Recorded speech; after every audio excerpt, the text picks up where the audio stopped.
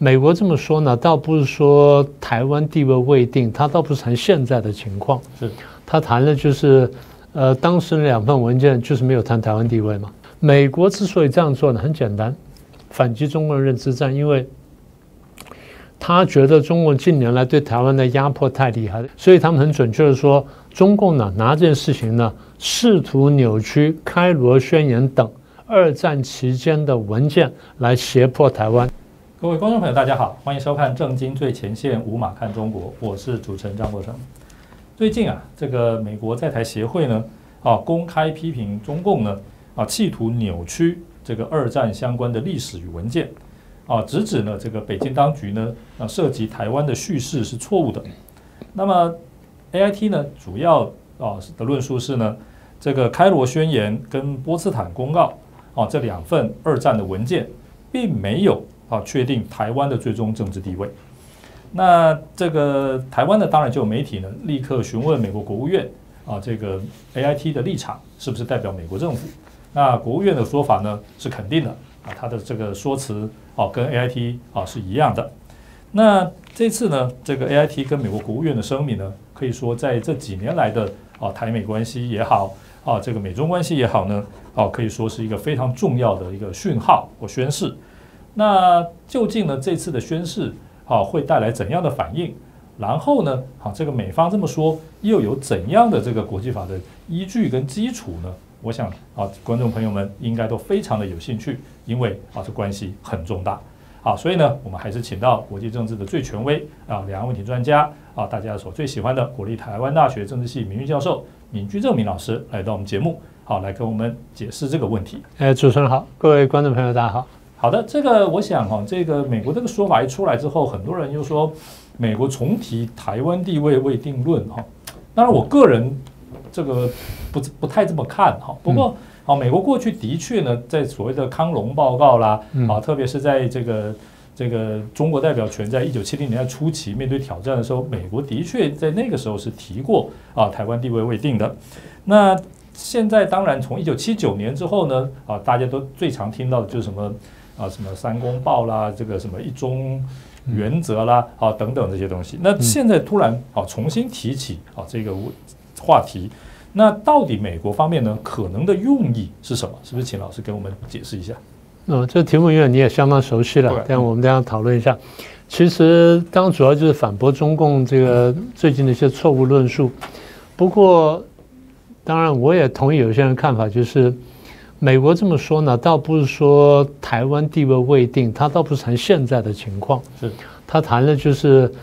当时那2份文件就是没有谈台湾地位嘛，他只是讲这个话而已。所以现在很多人把它过度解读了。如果说台湾地位未定论的话，其实美国对了，就像你刚刚所说的康龙报告什么，当时早年呢是提过这些东西。因为1949年大陆沦陷之后呢，美国内部也出现了很大的动荡，除了说国务院里面中国科那边人全部清掉之外呢，然后全国去抓这个通共者，最重要一点就是怎么样能够怎么说补破网吧？怎么补破网？也就是中国沦陷了，那现在台湾现在还没有沦陷，那现在我们要不要运用台湾或怎么样？他们当时有很多考量。简单说，国际政治走到这一步，他自然会这样做。所以当时就出来了很多想法跟很多论点。当然后来，反正陆陆续续有些成为美国正式政策，有的后来就只是流于文件上讨论或智库上讨论而已。不过美国说了一些类似的东西呢，后来被中共拿出来讲。中共我常讲，我说他们怎么说呢？对权力呢有种病态式的执着。他真的就是在算人家的时候呢，算这东西算的就是非常仔细，算到我常讲，我说我们如果不读这东西呢，还不想他算我们算的这么厉害。你读了他算我们东西的时候说他把我们这都算了。他在1950年代初期把台湾当时能看见的能走的路全部想完，全部封死。什么不能接受2个中国啦，一中一台啦，台湾独立啦，一国两府跟台湾地位未定论，这叫5不许全部都封死了。那么美国当然后来因为跟我们签了协防条约嘛，在韩战以后签了协防条约，所以美国的立场有所改变，因为原来美国也准备放弃台湾的了，这个大家都很清楚。好了，那所以就是美国讲说，就是官方或者这些应该这样说，就像你刚刚说的，官方文献出现过，但是更多是民间智库的谈呢，在用这词叫台湾地位未定。一直讲到什么时候呢？从1949年一路讲，就50年韩战爆发，一路讲到71年、72年，尼克森跟季辛吉到了北京去见了毛泽东、见了周恩来，谈到这个问题的时候呢，当时应该是周恩来呢就提出这件事情，尼克森当场答应，他说只要我仍然当政的时候，我们就不再提台湾地位未定。是，所以他就不再提了。然后美国文件里面官方立场很少看到。那最近把这个拿出来讲呢，其实严格说呢，我先把后面一个结论说出来。我同意台湾有些人看法，就是不应该称为台湾地位未定论，因为当初是这样讲的。但今天美国拿这2份文件出来，并不是说今天台湾地位未定，它不是这个意思。是哦，所以就用这个东西啊，他说以词害意，我非常同意，所以我们不应该这样讲。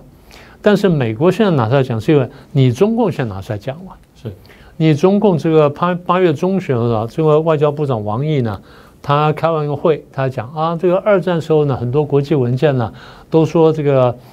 台湾呢这个应该是归还中国的。他说像开罗宣言啦、波茨坦公告的文件呢，明确的这个讲了这个日本有战争责任，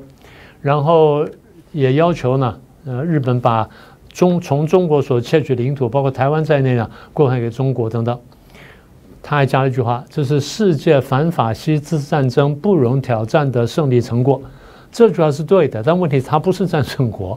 啊。那这句话对了，也是战后国际秩序的重要组成部分。这句话也是对的，但问题是都不该你中共来讲，就这么简单。那中共为什么现在这样讲呢？我们上次不是讲说我们宣传这个93阅兵吗？然后在这个前后就宣传什么时候3个80周年，第一是抗战胜利80周年，第二是台湾光复80周年，第三是联合国成立80周年，他就运用这些东西呢，把它串起来，就形成了一个，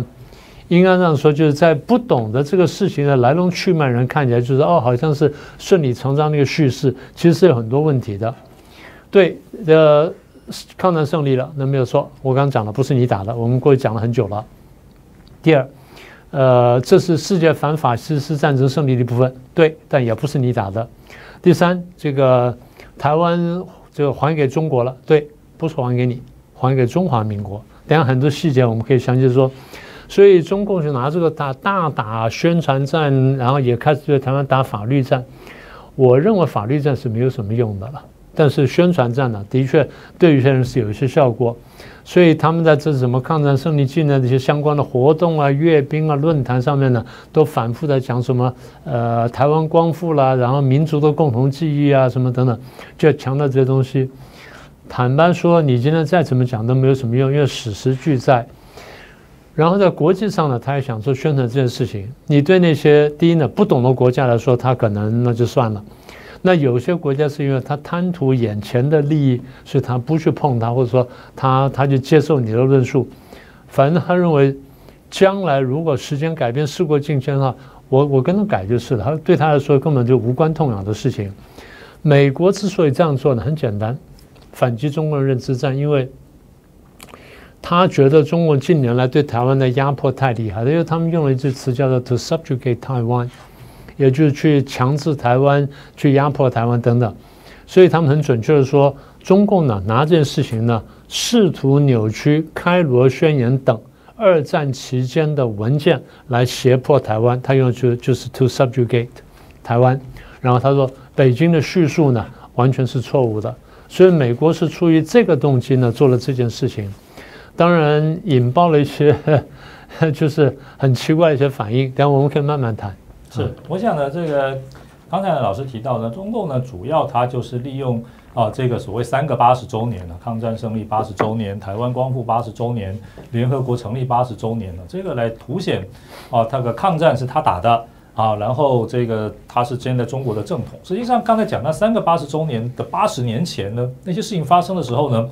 那时候的中国都还是中华民国，还是中华民国，中共是叛乱团体。中华民国那个时候是中国的正统，后来打了败仗那是后话，但是那个时候的确是中华民国，甚至我个人都觉得在那个台上阅兵的时候，我像普京心里头一定偷笑，在偷笑，为什么？因为在二战的时候，苏联援助的派出志愿队来的武器运交给这个中国来抗日，那个对象是中华民国，这是事实。那这个苏联的志愿队来到中国助战。那后来回去之后呢，这个有人牺牲了，有续奖，有抚恤。后来还有写书。后来苏方呢，这个也都对他们的功劳都有这个详细的记录。那个时候苏方的志愿队也好，其他的军事人员也好，帮助的都是蒋介石领导的中华民国。对。而且呢，其实还有很多文件，就是苏方当时派在延安的联络人员呢，认为呢，这个中共根本没有意抗日。对。他讲得很清楚，在华北呢，游而不及。那当时他们写过去的报告是说，这样子其实对日本呢，反而是一种帮助，因为日本是苏联的战略敌人嘛。那这个中共呢，不努力抗击我们苏联的这个战略敌人那这个甚至在背后扯后腿，让国军呢不能好好打日本，甚至让把情报给日军的打国军，所以这些呢对苏联是有害的。对，这对苏联是有害的。他们是这样看的，是因为斯大林那个时候的政策就是把抗日这件事情呢外包给中国国民党，他全力的要防范也好，后来的确也发生就是对付纳粹德国嘛，那他不能两面作战，那所以呢，真正帮他牵制住这个日本的呢是中国国民党。那当然，这个仗打得怎么样，那是另外一回事。但是很清楚，苏联其实清楚得很，谁在打仗是这个中国国民党，是蒋介石，而不是这个共产党。所以普京这个是特务出身，其实对这些历史他当然是他太清楚，他当然是清楚得很。他也知道呢，中共其实搞这一套抗战的这些叙事呢，重点是凸显他是这个所谓正统然后另外一方面，当然就是说呢，这个台湾呢在这些二战的文件里面强调要归还这个中国，然后呢他先袭夺了中国的地位，再强调台湾归还给中华人民共和国，这就是合理的。我想这一路的这个铺陈，他的叙事是这样的，应该叙事是这样的。所以呢，他当然就引用了当时的相关文件，像开罗宣言波茨坦公告啦这些东西。其实，结果我看这个日本天皇在这个1945年8月15号的这个宣布投降的这个公告里面呢，强调日本是这个投降，而且接受4国共同宣言，也就是波茨坦公告。对，那日本作为主权国家，他宣布这个接受波茨坦宣言，也就是波茨坦公告，那当然有一定的效力啦。那战后呢，日本天皇没有被特别追究法律责任，也有很多国际法学者认为说，这是因为他主动投降了。他主动接受投降，不像德国或意大利是那个领导人都已经是死于非命了之后呢，这个被迫投降了，那当然就是另外一回事了。所以中共呢当时沿用说这个开罗宣言、波茨坦公告说，在那个时候同盟国同意台湾归还中国，不是完全错误了，我个人认为。但是之后的论述我看这个漏洞就多了，那是不是也请老师帮我们解释一下？对，那我先说一部分，其他的部分呢就请你来补充了。这个当然最明显就是他们偷换概念了，就是那刚你说的，是归还中国，但是当时你并不是中国，是连苏联都知道你不是中国，连苏联都知道你不是中国。那现在这个普京承继了苏联，他也知道你不是中国嘛，他知道当时是中华民国，所以普京当时说了，派军队来中国帮忙什么的，他意思就是我知道我派军队来帮谁了，是。这个战死了，派了2000人过来，战死了很多人，很多甚至埋在中国，然后这刻在墓碑上面写的是中文呐，中文跟俄文呐，我们都看到过这东西。所以第一次偷换概念了，要把什么抗战啦、台湾光复啦这东西全部串联起来。然后因为他现在在联合国里面，我们被赶出来了，所以他就觉得应该他就可以继承了，没有这么简单的事情了。简单说，启荣青史尽成灰，这第一个。第二就是除了说要夺这个我们刚刚讲的话语权之外，更重要就是在现存的国际政治上面，希望逐步的把我们中华民国国际人格跟国际地位呢整个消灭掉。在不管在法理上也好，或者在话语权，先从话语权开始吧，先从话语权的逐步侵蚀，最后在法理上的消灭我们。但是现在很难的了，现在因为你别的不要说，大家说你看现在我们正式邦交国才只有10几个，什么等等，那些没有邦交的国家，你觉得他们不在乎台湾吗？我经常举个例子，我们大家回头看一下，上次赖总统在就职的时候来了多少个国家的代表团？是100多个。我们邦交国几个？12个。那剩下多出来160个从哪里来的？是非邦交国。那为什么他们要来呢？因为你重要嘛。你不重要的话，大家就不来了嘛。那就只有那12个来，甚至12个都不一定全部来呢。那现在多来了160个，代表说形势不同了嘛。所以你说中共想这样就消灭中华民国，谈何容易？当然他这样做还有一点就是，他会去洗脑他的老百姓啊，抗战是我打的，所以现在什么等等，我这样不断这样讲，那你们也只听到这个声音，你以为就这样子了？这个东西啊是这样讲，只能洗脑，只能骗人。当人家看到真实的这历史的时候，他们完全是不能接受的。我倒觉得这次国民党的反驳还算是不错，他讲得很清楚啊。1945年这10月底开始呢，中华民国政府呢接受驻日军队的驻台的日军投降，然后呢就在台湾行使主权行为。然后旧金山合约要求日本呢放弃对台湾跟澎湖的什么权利跟要求，再按照这个授权呢，在1952年4月份签了这个中日合约，全文叫做《中华民国与日本国间和平条约》。那中间反正30-40条呢都已经很清楚讲了。第3条讲的就是在台湾的跟澎湖的日本的国家的跟这个国民的财产呢，跟中华民国的这个居民呢在日本什么财产呢，双方要另外再订条约，再去规范它。简单说，就如果我不承认你的话，我不承认你去统治他的话，我怎么会把这权利交给你？我怎么会说那随便你处置？没有这种事情嘛，对不对？好，这个是第一个。第二就是他说，什么叫中华？第10条啊，什么叫中华民国国民呢？中华国民就是包括依照中华民国在台湾跟澎湖所施行的，或将来可能施行的法律跟规章等等，而具有中华民国国籍，然后一切台湾跟着澎湖居民跟前属台湾跟澎湖的居民及其后裔都同样有这身份。如果不承认这个交还给中华民国的话，那你为什么承认这个身份？对不对？所以有些话不需要一定要讲得很明，但是这个国际法上讲说你是不是一个国家，是不是一个主权国家，从很多地方可以看出来。我们说主权啊、人民啊、土地啊、领土啊什么等等，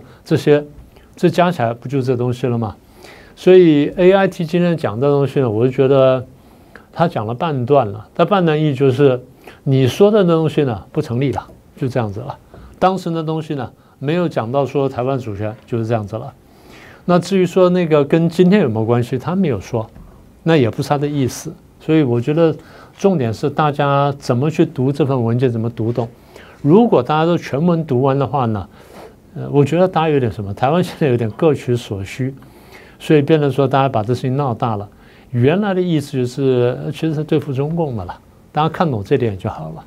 是，我想呢，刚才老师第一个跟我们提到，那个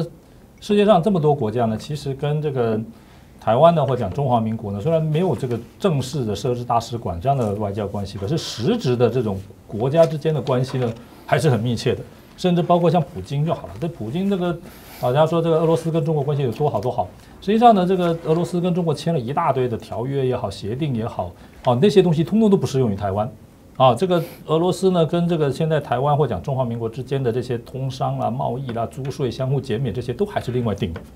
这还是另外定的。普京自己也非常清楚中共也很清楚，王毅也很清楚，大家都非常清楚，更不要讲其他的这个西方国家啦、美国、日本这些国家了所以呢，这个我相信呢，这个中共呢，其实那个时候买了这么多国家的领导人呢，请他们来参加阅兵啦，然后承认这个中国的叙事，其实还是割这个中国人民的韭菜，因为很多国家也是为了现实的利益，我这个附和你来这里参加一下，其实你就拿你多少的好处这个国与国之间各国为了他自己的利益也是很正常的。那老实讲，吃亏的还是中国老百姓为了要这个满足这个这个中共的这个叙事呢，也只好多掏腰包去供给这外国人的荷包了。我觉得这是一个很清楚的事情，中国常常外交都是这么搞。第二呢，我认为有一点非常重要，就是美国国务院或 AIT 的这个宣誓是强调2战的时候的那2个文件，对，没有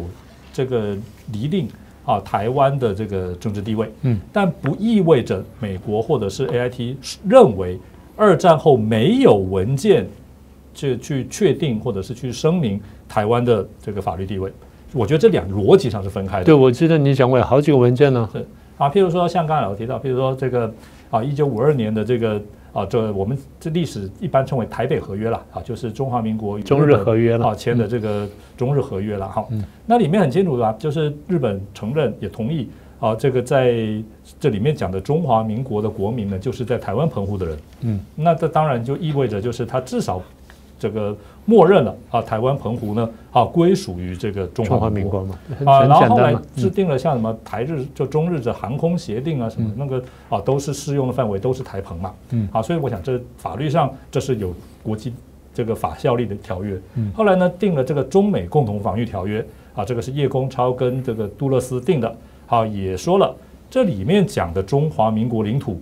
这个是指台湾跟澎湖，那这我相信也是有国际法地位的嘛。当时我们还讲说，为什么不含金门、马祖在内？是，对不对？还在谈这个问题。所以协防条约是1954年定的，那还有呢？1954年定的，这应该是非常确定嘛。后来呢，这个到了这个台湾，这个到了中共呢跟日本建交的时候，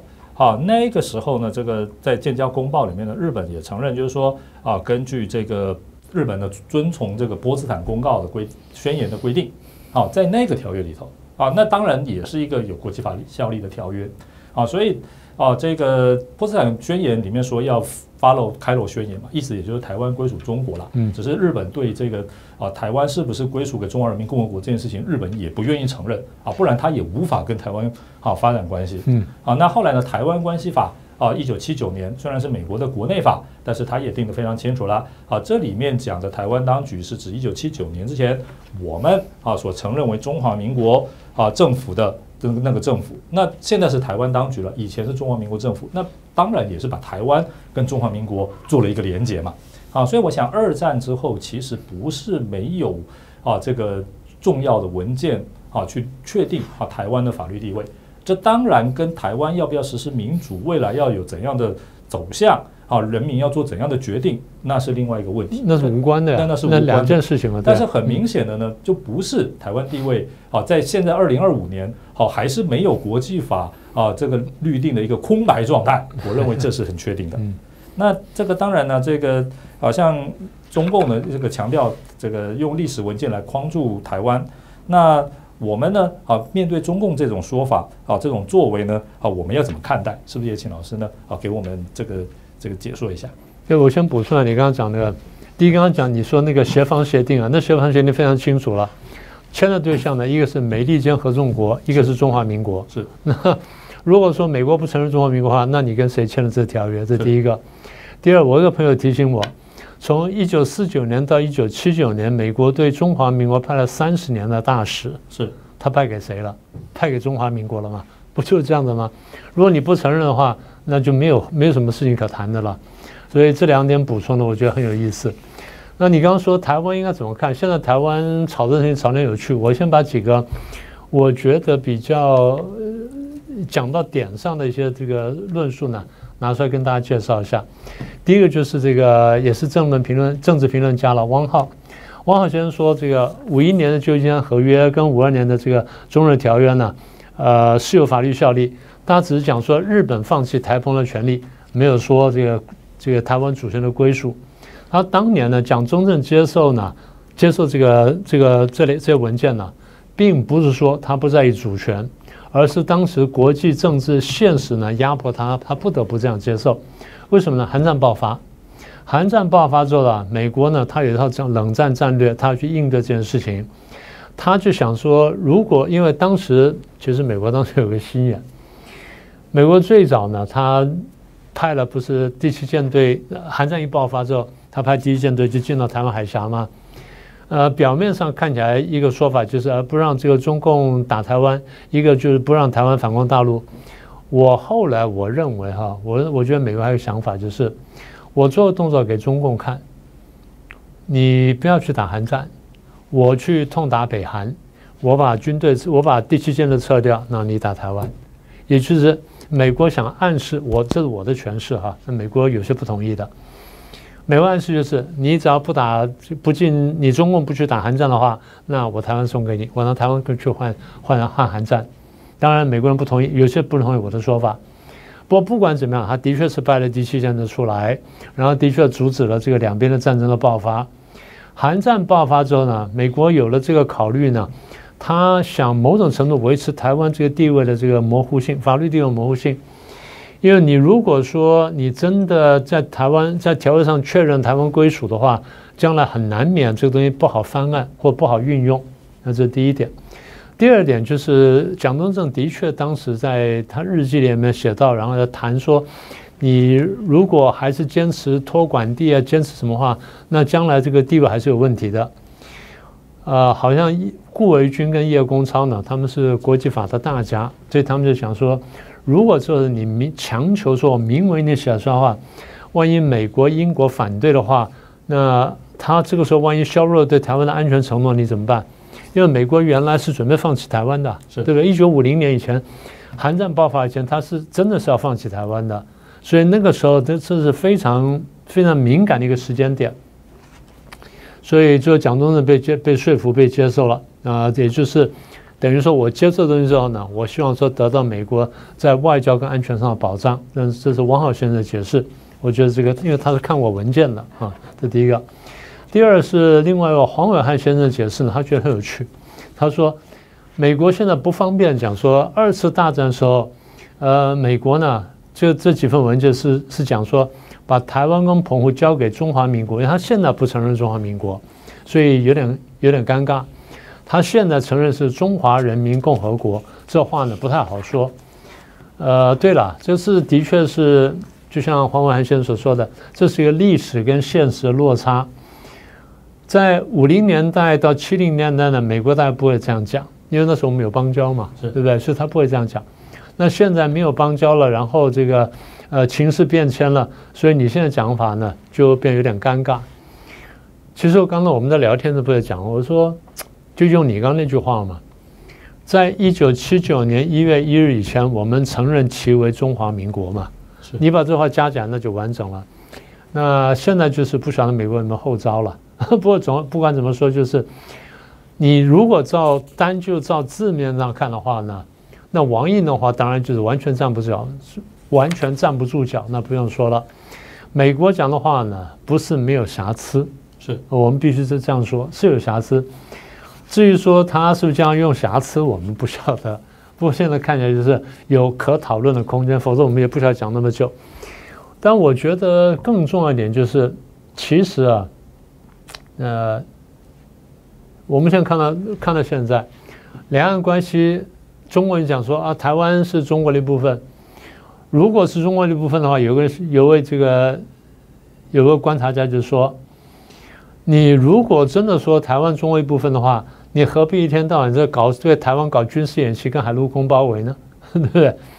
你直接就这个去用法律用什么的就下命令不就好了吗？那你要去搞军的搞什么？比方说不在你的管辖之内嘛。第二就是说，这个两者之间，中华人民共和国是跟中华民国呢是政府之间的继承关系，还不完全是，因为国际法上对于一个你对完全消灭的一个政府，你可能这样讲；对一个没有消灭的政府，存活了很长时间，现在看起来生龙活虎的中华民国，你大概没办法讲这句话。是国际法上跟国际现实上呢，也不会这个接受这句话。所以他建议就是我们不要讲台湾地位未定论，我觉得话很有道理。但是我觉得这个问题最重要的点在哪里呢？是了，台湾内部当然有蓝绿内斗了。中共讲了什么事情，美国做了什么动作，其实你仔细去寻思一下里面的这个内情呢，中共对我们打文宣战跟法律战，美国现在帮我们扳回一城。我们现在不需要拿这件事情来里面去搞内斗，绿的去斗蓝的，然后蓝的去反击，其实没有必要做这件事情。我觉得这样做是不聪明的，因为这样这个可能是中共意想不到的一个结果。中共原想是国际上面对台湾打法律战、打文宣战，步步进逼，就没想到挑起台湾内部的纷争。这个东西可能是不好意思对中国来说可能叫做惊喜的收获。所以我们台湾还真的想清楚，我们这个事儿还真的不应该挑起来当做台湾内部的题目来做，这个实在没有必要。我们应该是双方好好想一想，绿营应该想清楚，你选举赢了这么多次，你选赢的都是中华民国政府职位，所以应该就是顺理成章的接受中华民国。你说将来要独立要干什么？可以啊，公投嘛，我们有法律程序可以走的。你像魁北克、像北爱尔兰一样，你就好老实去办个公投，成功了那就成功了，不成功，你有兴趣下次再来嘛，就这样。这就是民主国家的真谛。那么对蓝营来说呢，那反驳到了点上，那也就够了。所以台湾内部，我觉得这件事情呢，应该适可而止。我们一致对外呢，我觉得这才是更加重要的事情。是，我想老师刚才提到一个，这个台湾内部应该怎么样这个正确理解国际形势，然后这个强调这正确的叙事，我觉得是很重要的。那国际形势现在很明显的这个是对中共是有利的吗？我觉得这个台湾人自己要睁大眼睛了。第二个，我认为蓝营应该就是要重回过去的叙事。而你这个蓝营也好，国民党也好，为什么出现在台湾呢？一方面当然是因为二战结束，另外一方面也是因为中共席卷中国大陆嘛，你还是守着中华民国的旗号。如果你不想守中华民国的旗号，你就留在大陆就好啦，对不对？你就像这些什么那些投降中共的一大堆人，什么陈潜啦，后来李宗仁呢，你就变成中国国民党革命委员会就行了。那你为什么还要跑到台湾来？你就是要反共嘛，你就是不想接受中共的统治嘛。当然这可能有些个人权利的考量，但是至少你出现在这里是为了反共，你不想跟他这个接受这个五星红旗下的统治嘛。所以蒋先生呢，老蒋总统这点是非常明确的，他从头到尾从来没有动摇过。是啊，所以蒋先生以前现在他日记都已经公开了，在1950年3月的时候，他宣布复职复行世事。其实当时就有很多的法学家认为说，他现在那个复行世事老实说是不合法的，因为当时的总统是李宗仁。你复行世事其实不符合任何法律的规定，它等于是另外建立了一个新的政权在台湾只是叫做中华民国。他自己的日记现在也解密，就是说他认为国民党投共的人太多了，所以他打算把国民党这个名号都不要了，他组织一个新的政党。后来是蒋经国劝他说这个动摇太大所以后来他这个就强调了，说好，那也就没有再继续坚持这一点。可是呢，他一直都不叫做国民党主席他叫做总裁那总理是这个孙中山嘛。那所以国民党应该，我个人认为说，来到台湾的目的就是为了要反共不然你何必来？而且又亲共一次呢，在台湾就改造过是对不对？那你坚守这个反共的旗号呢？这个我认为这几十年来，这个国民党是有功的这是有功的。这个但民进党绿营呢就应该强调说，我们这个台湾的民主自由，现在各方面的发展呢，这个民进党的前身党外这些争取这个在这中间的这种争取，像国会改选这些这个民主自由这个是有功的。各自就各自有功的地方呢这个好好宣扬一下，好好宣扬。对，因为这些东西都是现在中共所没有的。它没有民主自由，而且都是我们现在所享有的。我们现在享有的，然后呢，在这个方面呢，相互合作嘛，怎么样能够把台湾的民主自由搞得更完善一点然后这个抗共呢，这些东西呢，继续重拾这个历史。我觉得这也是老师常跟我们说的嘛。其实两党之间是人民内部矛盾，没有这么你死我活中共呢，就是想要利用你这个台湾内部的这个人民内部矛盾呢，利用统战的方式，让它变成是你死我活。我觉得这个对中共恐怕是最有利的。对，他就是这样想的，他整个设计就如此。当然，这个我刚刚讲了，这个事情会产生台湾内部这么大冲击呢，可能他始料未及了。他原来想的是打外部的战争，没想到把台湾内部引爆了。所以，就像刚才郭胜老师所说的，如果说台湾蓝绿内部呢看懂了这个局之后呢，这事情应该放下来，不用再谈了啦。是然后我们认为呢，重要的就是第一个是中华民国的现代史其实这是应该要多加的厘清因为越厘清当然这个有一些部分呢，比如说以前的白色恐怖啦，一些相对比较黑暗的部分会被揭露出来。但是呢越加理解中华民国的现代史，反而越能够揭穿了北京很多方面的这些这个这个片面的说法啦、言过其实啦、这种断章取义啦，我认为这个也是台湾应该做的。所以从这个明老师开始呢，我们节目呢也尽可能的在跟我们观众朋友呢说明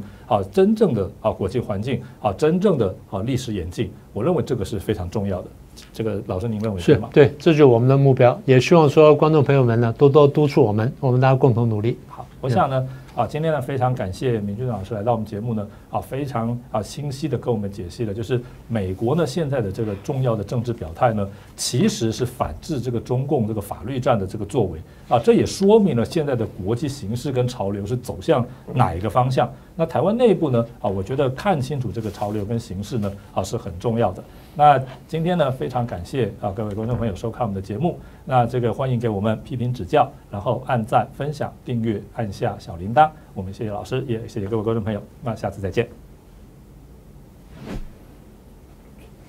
我觉得老师最后那个你补充的几个很好，就结论是对，就不要跟内讧先不要，因为我那台湾光复节那件事情是的确有了，那至于台湾光复之后没有把政治搞好，那是另外一个问题。白色恐怖倾向那个通通都可以讲，但是有光复这件事情，光复的之后光复的不好，那不是代表没有光复，对因为当时就是没有人站出来建国嘛，没有人站出来独立嘛，那这是事实，他们都是来欢迎的，像一大堆人都是出来欢迎的什么蔡培火、杨兆嘉这些人都是出来欢迎的，甚至